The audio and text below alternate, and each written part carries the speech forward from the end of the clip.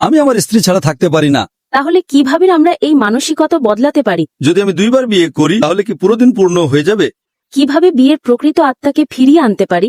আমার নাম আমি 23 বছর বয়সী। আমি কুরআন অধ্যয়নের ছাত্রী, বান্দুং থেকে। আমার প্রশ্ন হল বিয়ে নিয়ে। বিয়ে ইসলামে ভ্রাতৃত্ব ও সম্প্রদায় গড়ে তোলার একটি পথ, কিন্তু ইন্দোনেশিয়ায় বিয়ে সংক্রান্ত অনেক ঘটনার কারণে আমাদের প্রজন্মের অনেকেই বলছে বিয়ে ভয়ের ব্যাপার। অনেকে বলছে বিয়ে ভয়ঙ্কর। ভয়ঙ্কর? হ্যাঁ, বিয়ে ভয়ঙ্কর। তাহলে কিভাবে আমরা এই মানসিকতা বদলাতে পারি? কিভাবে বিয়ের প্রকৃত আত্মাকে ফিরিয়ে আনতে পারি, যেটি ইসলামী শান্তি ও ভ্রাতৃত্বের পথ? ধন্যবাদ। বোন জিজ্ঞেস করেছেন, ইন্দোনেশিয়ায় বিয়ে ভয়ের ব্যাপার হয়ে গেছে, তাহলে এই সমস্যা কিভাবে সমাধান করা যায়? আমাদের প্রিয় নবী সাল্লাল্লাহু আলাইহি সাল্লাম বলেছেন, বিয়ে তোমার অর্ধেক দিন পূর্ণ করে। বিয়ে অর্ধেক দিন পূর্ণ করে। এক ভাই প্রশ্নোত্তর পর্বে জিজ্ঞেস করেছিলেন, যদি আমি 2 বার বিয়ে করি তাহলে কি পুরো দিন পূর্ণ হয়ে যাবে?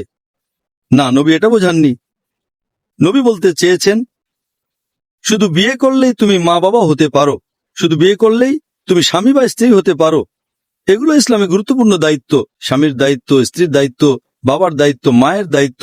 তাই নবী বলেছেন, বিয়ে করলেই তুমি এই দায়িত্ব পালনের সুযোগ পাও। তাই বিয়ে অর্ধেক দিন পূর্ণ করে। এখন প্রশ্ন হলো, বিয়ে ভয়ের কেন? কারণ দুনিয়া বদলাচ্ছে। অনেকে দামি জীবনযাপন চায়। বিয়ে করতে গেলে অনেক টাকা লাগবে। কেউ চায়, কেউ চায় না, কেউ অনেক কিছু দাবি করে।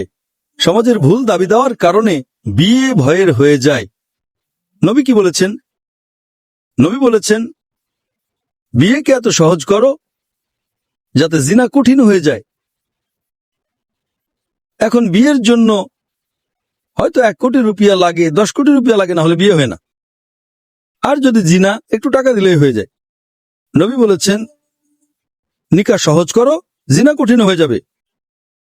আরেকটা হাদিসে নবী বলেছেন, বিয়ের সময় 4টা জিনিস দেখা হয়। 1 নম্বর সম্পদ, 2 সৌন্দর্য, 3 বংশমর্যাদা, 4 দিন। আর সবচেয়ে গুরুত্বপূর্ণ হলো দিন। সাধারণভাবে মানুষ সৌন্দর্য দেখে, সম্পদ দেখে, বংশ দেখে, কিন্তু নবী বলেছেন সবচেয়ে গুরুত্বপূর্ণ দিন। যদি তুমি ধার্মিক সঙ্গী বেছে নাও তাহলে তোমার বিয়ে সফল হবে। শুধু সৌন্দর্য দেখলে সৌন্দর্য কতদিন থাকবে? সম্পদ, সেটা কি জান্নাতে নিয়ে যাবে? বংশ, তাও না। তাই নবী বলেছেন, যে ছেলে কোরআন জানে, ভালো চরিত্র আছে, তোমাকে যত্ন করবে, তাকে বিয়ে করো। আর যদি কেউ শুধু সৌন্দর্যের জন্য বিয়ে করে, সৌন্দর্য কতদিন থাকবে? তাই ইন্দোনেশিয়ার সমাজ যদি নবীর হাদিসে ফিরে যায়, ধার্মিক সঙ্গী খোঁজে, তাহলে পুরো ইন্দোনেশিয়া আরো ধার্মিক হয়ে উঠবে। মানুষ বিয়েকে ভয় পাবে না, বরং ভালোবাসবে। আল্লাহ কোরআনে বলেছেন, সূরা রুম 30-21, যে পুরুষ আর নারীর হৃদয়ে ভালোবাসা ও দয়া স্থাপন করেছি। আর সূরা বাকারা 187 বলেছেন যে তারা তোমার পোশাক, তুমি তাদের পোশাক। স্ত্রী পুরুষের পোশাক, পুরুষ স্ত্রীর পোশাক। যদি দুজন ইসলাম মেনে চলে তাহলে একে অপর ছাড়া থাকা কঠিন হয়ে যায়।